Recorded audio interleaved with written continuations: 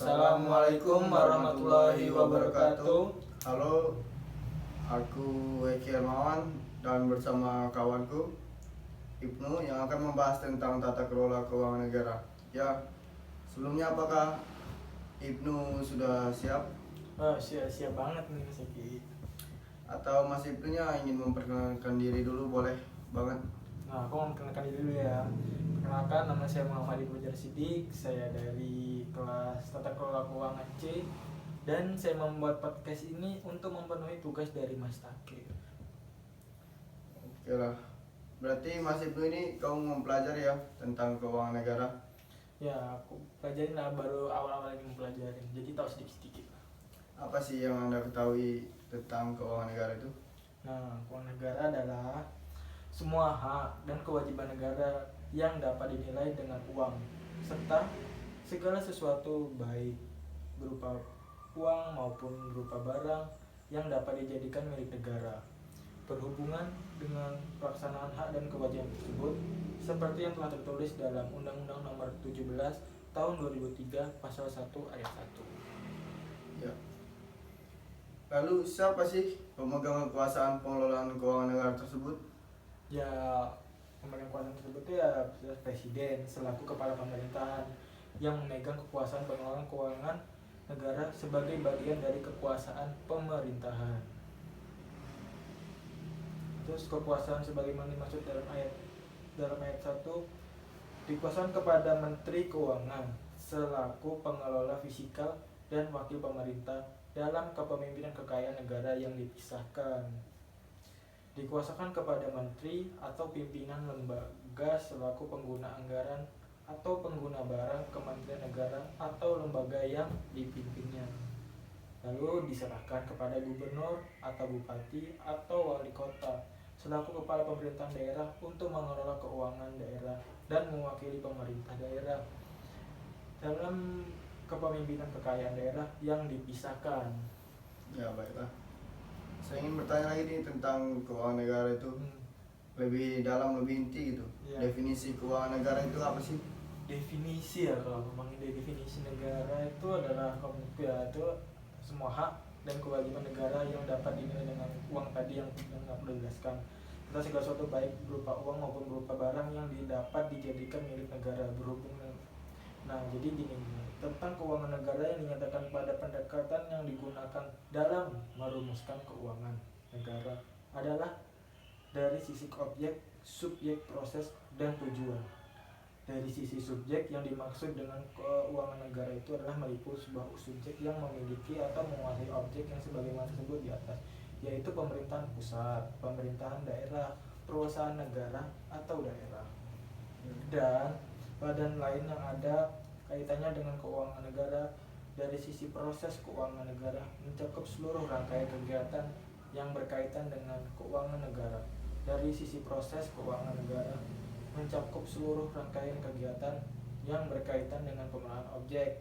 Sebagaimana tersebut nih di atas, mulai dari perumusan kebijakan dan pengambilan keputusan sampai dengan pertanggungjawaban. Dari sisi tujuan, keuangan negara meliputi seluruh kebijakan, kegiatan dan hubungan hukum yang berkaitan dengan pemilikan dan atau penguasaan objek sebagaimana tersebut di atas.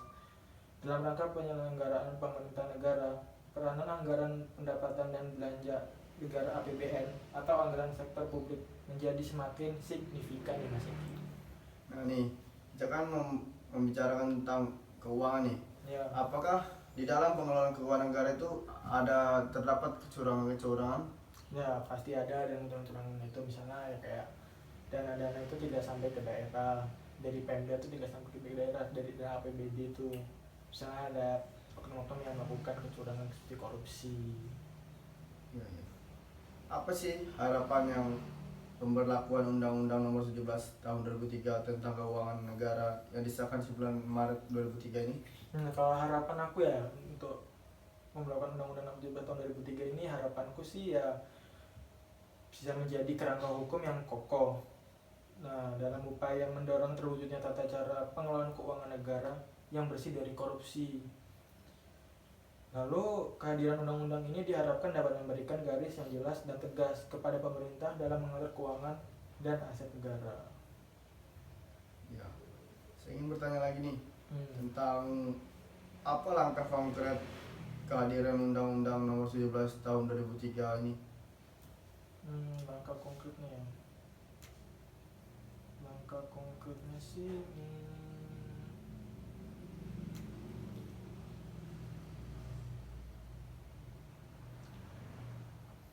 apa ya? Langkah konkretnya ya.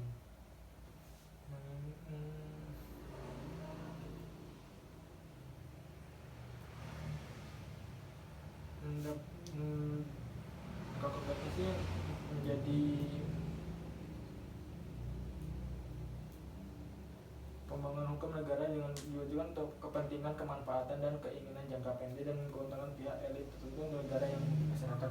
Hukum keuangan negara yang mewujudkan dirinya sebagai landasan konsep bagi prospek negara Indonesia. Perpaduan antara kemajuan dan kesatuan bangsa harus menjadi ciri logis untuk mengatur keuangan negara, sehingga konsepsi otonomi daerah sebagai satu bisnis, kemandirian badan hukum sebagai suatu basis, serta negara sebagai basis yang lain difungsikan dengan baik dan mendukung kegiatan negara Indonesia.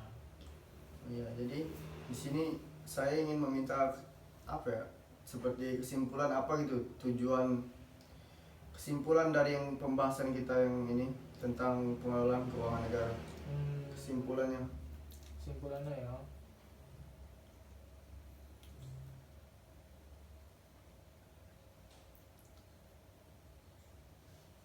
Kesimpulannya ini adalah apa yang kita dapat dari pembahasan kita kali ini ya. Ya. Jadi intinya tuh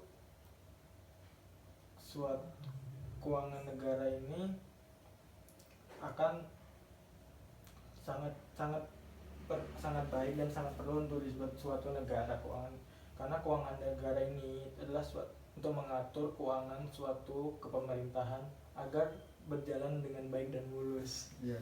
serta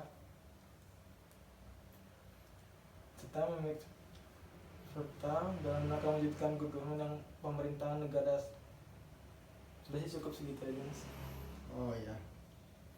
Saya kira cukup sampai sini ya. Ya.